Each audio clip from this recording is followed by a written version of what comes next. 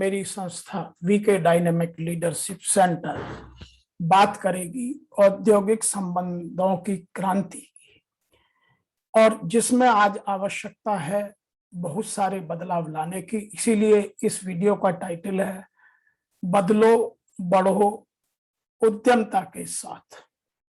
और उसके लिए आपके अंदर ये 3 कॉम्पिटेंसी होना बहुत जरूरी है। नंबर 1 साहस, करेज। नंबर 2 सहयोग, कोऑपरेशन।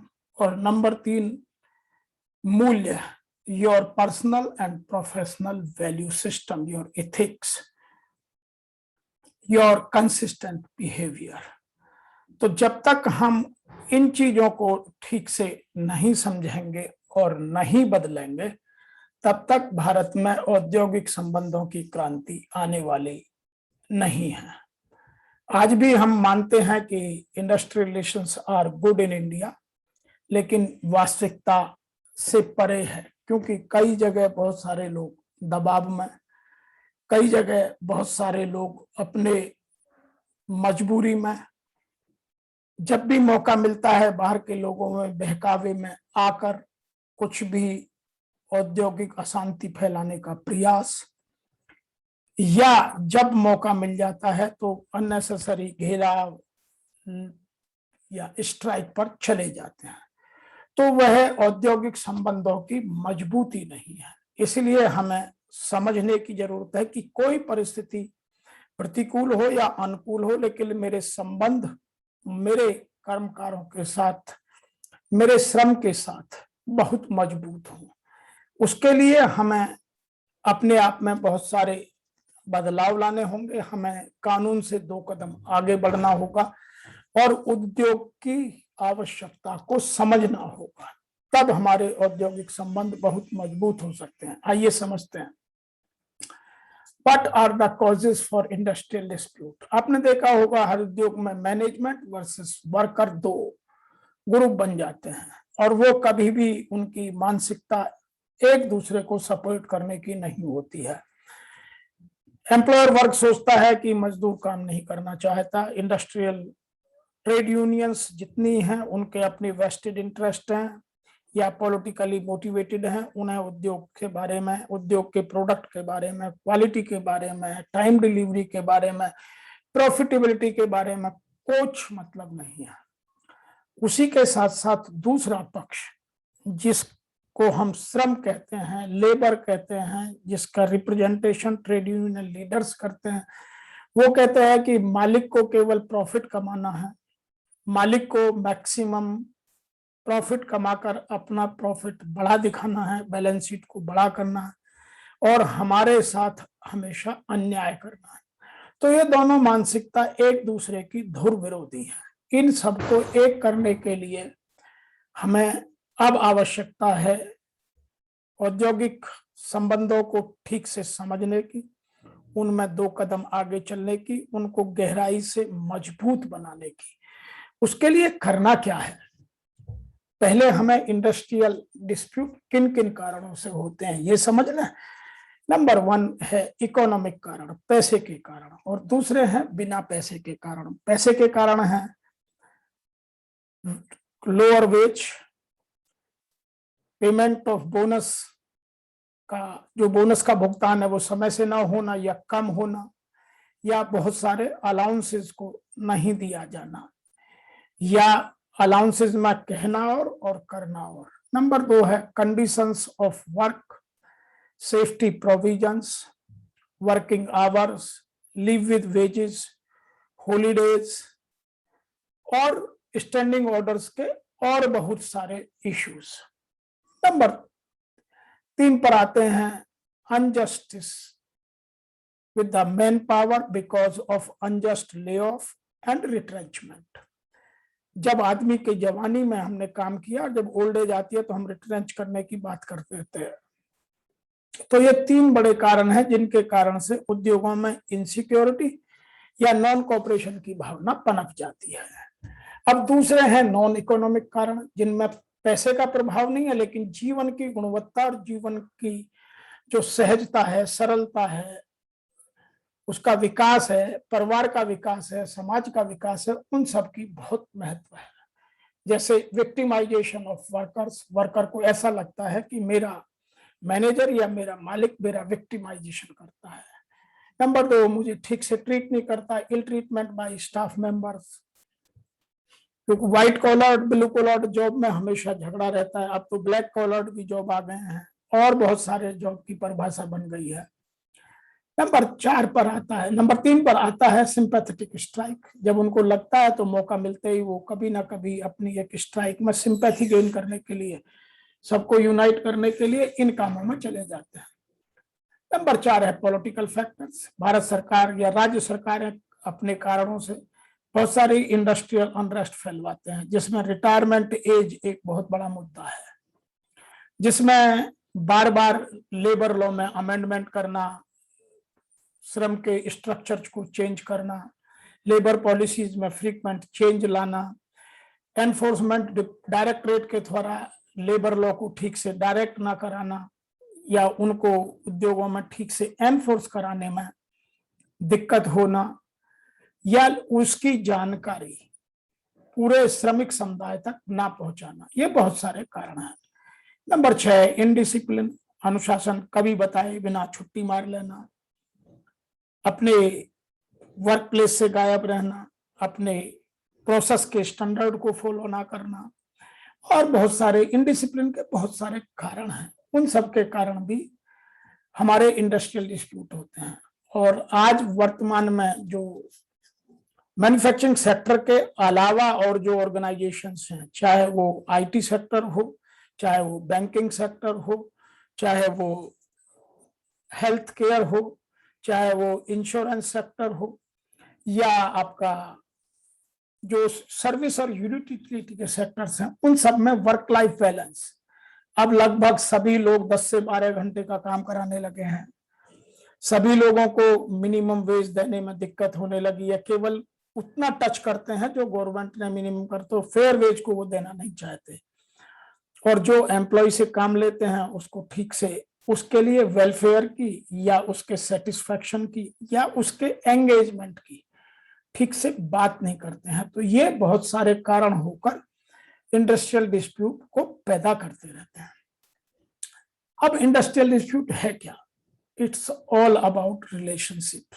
जिस ऑर्गेनाइजेशन में मैनेजमेंट और एम्प्लॉय के रिलेशनशिप बहुत मजबूत है, एक दूसरे पर विश्वास है, एक दूसरे के प्रति कमिटमेंट है, एक दूसरे के प्रति सहयोग की भावना है, एक दूसरे की रेस्पेक्ट है, वहां इंडस्ट्रियल रिलेशन की प्रॉब्लम बहुत कम आती है। और जहां ये वीक हैं या कमजोर हैं तो कोई भी बीच में घुस जाता है, कोई भी कभी भी इंडस्ट्रियल रिलेशन को डिस्टर्ब करके।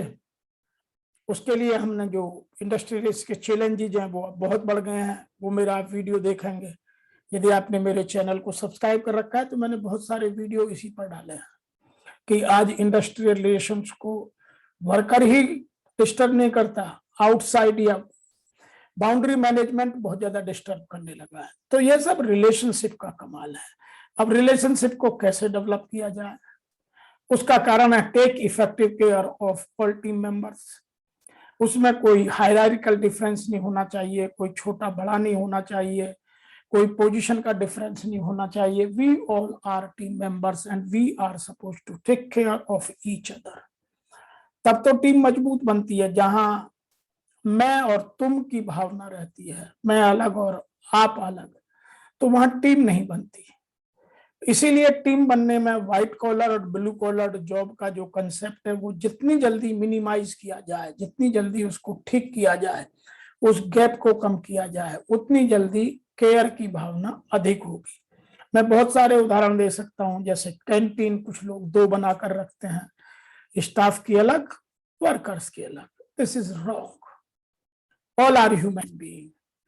ऐसे ही आप देखेंगे बहुत सारी फैसिलिटीज, जो क्लब जैसी फैसिलिटी है, स्पोर्ट्स जैसी फैसिलिटीज है, उन सब में बहुत डिफरेंस है। आप हायरार्किकल डिफरेंस कर सकते हैं पोजीशन वाइज कॉलोनी में, लेकिन कॉलोनी का मेंटेनेंस, कॉलोनी की सर्विसेज, कॉलोनी की हाइजीन, वो सबके लिए एक सी होनी चाहिए, उसमें कहीं कमी नहीं होनी चाहिए। क्लब में किसी के बच्चे के साथ कोई डिफरेंस नहीं होना चाहिए। यदि आपके पास हॉस्पिटल है या मेडिकल सर्विसेज है तो वहां कोई डिफरेंस नहीं होना चाहिए। यदि आपकी ऑर्गेनाइजेशन का कोई स्कूल है तो वहां सीनियर पोजीशन के बच्चे के ऑफिसर के बच्चे के साथ और जो वर्कर का बच्चा, उन दोनों के बीच कोई गैप नहीं होना चाहिए, उनकी कॉम्पिटेंसी पर उनका असेसमेंट होना चाहिए। तो तब ये जो effective care of all team members है, ये कंसेप्ट समझ में आता है। लेकिन बहुत सारे इश्यूज हैं जिनमें हमें बदलना पड़ेगा, तभी आईआर की सिचुएशन मजबूत होगी। इसीलिए हमने इसका टाइटल रखा है बदलो, बढ़ो और उद्यमता के साथ आगे चलो। तो हमें इन चीजों को समझने के लिए क्या करना है, मैंने कुछ ये 6 पॉइंट का एक एजेंडा बनाया जो छोटा सा है, लेकिन इसका महत्व यदि समझेंगे तो आपके उद्योग में बहुत कुछ बदलाव या यूं कहिए रिवॉल्यूशन इन इंडस्ट्रियल रिलेशंस हो सकता है। Number 1, developing trust between employ and management. यह बहुत जरूरी है, एक दूसरे पर विश्वास का, फेथ का, क्रेडिबिलिटी का। कोई एक व्यक्ति विशेष खराब हो सकता है, पूरी मैनेजमेंट खराब नहीं हो सकती। जो खराब है उसको ठीक कीजिए, ऐसे ही वर्कर में भी कुछ हो सकता है, लेकिन हम सबके पीछे एक ब्रांडिंग ना करें, सबके पीछे एक लेबल ना लगाएं, उसको इंडिविजुअली समझें। उसको ठीक करने के लिए समय समय पर उसकी सॉफ्ट स्किल को डेवलप करने के लिए हम उसको सपोर्ट प्रोवाइड कराएं। Number 2, maintenance of industrial peace across organisation. कुछ ऑर्गेनाइजेशंस में ऐसा होता है कि पर्टिकुलर डिपार्टमेंट में जहां कुछ अच्छे सेंसिटिव लोग होते हैं वहां बहुत बढ़िया होता है, जहां कोई थोड़ा सा नॉन सेंसिटिव या अनप्रिंसिपल्ड आदमी आ जाता है तो ऑर्गेनाइजेशन में, उस डिपार्टमेंट में इंडस्ट्रियल लड़खड़ा जाता है। लेकिन आपको यह ध्यान रखना कि यदि कहीं भी मेरे शरीर में एक अंग में पेन है तो पूरा शरीर काम नहीं कर पाता है। ऐसे ही ऑर्गेनाइजेशन में यदि किसी एक डिपार्टमेंट में इंडस्ट्रियल रिलेशन की प्रॉब्लम है, वहां ठीक नहीं है, औद्योगिक संबंधों की कमी है, तो उससे सारे उद्योग की उत्पादकता पर और उसकी जो एक्सीलेंस है, वर्क एक्सीलेंस है, उस पर प्रभाव पड़ता है। इसीलिए across the organisation industrial peace को मेंटेन करना बहुत आवश्यक है। मैं आपको उदाहरण दे सकता हूं, जैसे प्रोडक्शन में लोग क्योंकि जहां से डायरेक्ट बेनिफिट होता है तो वहां बहुत केयर करते हैं, लेकिन जो सप्लाई चेन मैनेजमेंट का डिपार्टमेंट है, जो इन्वेंट्री कंट्रोल का है, जो यूटिलिटी सर्विसेज का है, वहां लोग इतनी परवाह नहीं करते हैं। लेकिन जब मुझे स्टीम या इलेक्ट्रिसिटी या मुझे गैस की सप्लाई या मुझे स्टीम की सप्लाई, पावर की सप्लाई बराबर नहीं मिलेगी या मशीन की मेंटेनेंस बराबर नहीं होगी, तो मेरी मशीन ठीक से काम नहीं करेगी या प्रोसेस के पैरामीटर्स ठीक नहीं होंगे। इसीलिए आवश्यकता है कि across the organisation industrial peace maintain किया जाए। नंबर 3 है continuous feedback and monitoring. Feedback देना, फीडबैक लेना, दोनों बहुत कठिन प्रोसेस है। इस पर मैं और मेरी संस्था बहुत काम करते हैं कि how to do the feedback, when we are suppose to give the feedback, who can give the feedback. Feedback देना ऐसा लगता है कि कब जब चीज चाहे जैसे चाहे कुछ भी किसी को फीडबैक दे दो। No, this is not the right way. इसके 2 तरीके हैं, जो अच्छी बात कहनी है वो भीड़ में कहिए, और जो किसी में कुछ सुधार लाना है या किसी को कुछ क्रिटिकलिटी के साथ कहना, तो वो एकांत में शांत वातावरण में एक एटमॉस्फेयर बना करके फीडबैक दीजिए ताकि वो उसको सुने। कई बार हम आते जाते शॉप फ्लोर पर किसी को कुछ भी फीडबैक देने लग जाते हैं, दैट इज रॉन्ग। फीडबैक देने के लिए पहले आपको you have to earn the authority कि वो आपकी बात को क्यों सुने, और जब तक आप अथॉरिटी अर्न नहीं करेंगे तब तक आपकी फीडबैक का कोई मीनिंग नहीं है। दूसरा, उसका फीडबैक देने के बाद मॉनिटरिंग, कितना उसमें विकास हुआ, कितना उसमें चेंज आया, उसका माइंडसेट कितना चेंज हुआ, या उस पर्टिकुलर डिपार्टमेंट में एम्प्लॉय एंगेजमेंट कितना बढ़ा, वह सब प्रॉपर मॉनिटरिंग होना बहुत जरूरी है। नंबर 4 है professional approach for effective connectivity. मैं किसी के साथ भी टॉप नंबर 1 से लेकर के जो ऑर्गेनाइजेशनल हेड कहा जाता है, जो father of the family figure होता है, उससे लेकर के और लोएस्ट वर्कर जो आज first day as contract worker आया है, उस तक सबकी कनेक्टिविटी प्रॉपर होगी तो इंडस्ट्रियलाइजेशन बढ़िया होगा। और यदि हम ये मानते हैं कि ये तो कैजुअल वर्कर है, ये कॉन्ट्रैक्टर वर्कर है, ये 4th ग्रेड एम्प्लॉय है, ये मेंटेनेंस का है, केवल प्रोडक्शन टीम काम करती है, या मेरी सर्विस ओरिएंटेड डिपार्टमेंट टीम काम करती है, तो ना तो वो प्रोफेशनल अप्रोच है ना इफेक्टिव कनेक्टिविटी है। आपके लिए तो आप एम्प्लॉयर हैं और वो आपका एम्प्लॉय है, किस पोजीशन पर है, किस हायरार्की में है, यह देखना आपका काम नहीं है। Human is human. तो ये professional and effective connectivity organisation में लाना आईआर का काम है। इसीलिए आईआर की टीम में वो लोग नहीं होने चाहिए जो कहीं फिट नहीं होते, एज ए स्टफनी उन्हें आईआर में डाल दीजिए, नहीं। आईआर के जो मेंबर्स हैं, आईआर टीम के जो सदस्य हैं, उनकी कॉम्पिटेंसी बहुत हाई होनी चाहिए, उनकी फीलिंग्स की, उसकी इमोशंस की वैल्यू समझने की जो सेंसिटिविटी है वो तो उच्च क्वालिटी की होनी चाहिए, तभी वो ये सब कर सकते हैं। नंबर 5 है existence of sound and democratic employees participation. मेरे एम्प्लॉय का, मेरे कर्मकारों का, मेरी जो आज वर्तमान में उस उद्योग में जिसमें वह काम करता है, जितनी भी मैनेजमेंट की पॉलिसीज हैं वो वर्कर के लिए हैं, क्वालिटी के लिए हैं, वो हाइजीन के लिए हैं, वो हेल्थ के लिए हैं, वो सेफ्टी के लिए हैं, उनमें एम्प्लॉय की कनेक्टिविटी कितनी है, उसको कितना सुना गया है, कितना उसको जोड़ा गया है, कितना उसकी बात को माना गया है, कितने उसके इंटरेस्ट को उसमें इंपॉर्टेंस दी गई है, और उन्हीं के हिसाब से उसकी वेज की बात करते वक्त, उसके बेनिफिट के बारे में पॉलिसी या कोई क्वालिटी की स्कीम या इंसेंटिव स्कीम बनाते वक्त, या वर्किंग कंडीशंस या जॉब सिक्योरिटी, ऐसे बहुत सारे मसले हैं। यहाँ सेफ्टी की बात आती है, या डिसिप्लिन की बात आती है, उन सब में, या कैंटीन की बात आती है, या और वेलफेयर एक्टिविटीज हैं, उन सब में हमने एम्प्लॉय की वॉइस ऑफ द एम्प्लॉयज को कितना केयर किया है। तो यह तभी जो साउंड पॉलिसी बनेगी वो तभी बनेगी जब हम उसकी बात को ठीक से सुनेंगे, उसको इम्पोर्टेंस देंगे, और उसके हिसाब से उन पॉलिसी को या तो नई बना रहे हैं तो डिजाइन करेंगे, और यदि पुरानी है तो रीडिजाइन करेंगे।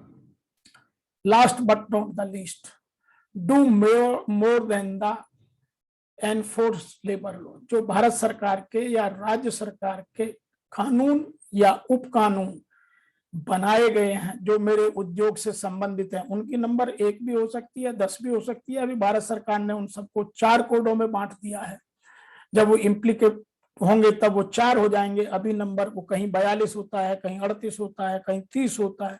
तो जितने भी लॉ मेरे उद्योग पर या मेरी ऑर्गेनाइजेशन पर, यदि मैं सर्विस सेक्टर में हूँ, या मैं आईटी सेक्टर में हूँ, बैंकिंग सेक्टर में हूँ, या मैं इंश्योरेंस सेक्टर में हूँ, मैं हॉस्पिटलिटी में हूँ या हॉस्पिटल में हूँ, और जितने भी हमारे सेक्टर हैं, उन सब में जो एनफोर्स्ड लॉ है, मैं उससे एक कदम आगे जाकर काम करूं। मैं केवल उनमें जो एम्प्लॉयर उनमें भी कॉर्नर कट करते हैं, जो लेबर लॉ का पूर्ण पालन नहीं करना चाहते हैं, वहां औद्योगिक संबंध कभी मजबूत और मधुर नहीं हो सकते। इसलिए हमें जितने भी बने उनमें उनसे अधिक हम अपने एम्प्लॉय को, क्योंकि जब तक जितना हम टेक्नोलॉजी की वैल्यू को समझते हैं, जितना हम कैपिटल की वैल्यू समझते हैं, उतना ही श्रम की वैल्यू नहीं समझेंगे, तब तक औद्योगिक संबंध मधुर और दीर्घकालिक लॉन्ग टर्म के नहीं हो सकते। हम बाइंग द पीस की सिचुएशन में जो रहते हैं वह बहुत खतरनाक स्थिति है। इसीलिए इतना आज के इस वीडियो में काफी। आप हमें लिखिए, आपको लगता है कि आपका कोई और एरिया है जिस पर हम बात कर सकते हैं, हमें अवश्य लिखिए, हम उस पर आपके साथ हैं। मैं और मेरी संस्था वीके डायनामिक लीडरशिप सेंटर का पूर्ण प्रयास है कि हम भारत में अच्छी औद्योगिक संबंधों की पहल करें और उनको और दीर्घकालिक आधार पर मजबूत बनाएं। मैं आशा करता हूं कि आपको मेरे वीडियो पसंद आ रहे होंगे। आपका मेरे इस वीडियो को देखने का, मेरे चैनल को सब्सक्राइब करने का बहुत बहुत धन्यवाद।